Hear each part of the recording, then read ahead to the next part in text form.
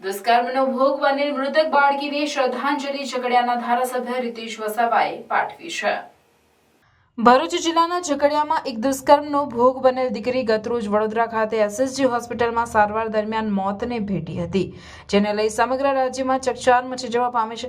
આ દુષ્કર્મ આચરનાર નરાધમ આરોપીને કડકમાં કડક સજા થાય તેને ફાંસી આપવામાં આવે એવી લોકમાંગ ઉઠી છે। જે મૃતક 10 વર્ષની દીકરીને ઝઘડિયાના ભાજપના ધારાસભ્ય રીતેશ વસાવા દ્વારા શ્રદ્ધાંજલિ અર્પણ કરવામાં આવી અને વધુમાં તેઓએ જણાવ્યું કે આ દુષ્કર્મ આચરનાર નરાધમને સખત સજા થાય તે માટે ધારાસભ્ય તરીકે રજૂઆત કરીશ તેમ તેઓએ જણાવ્યું હતું। સારવાર દરમિયાન મોત થયું છે।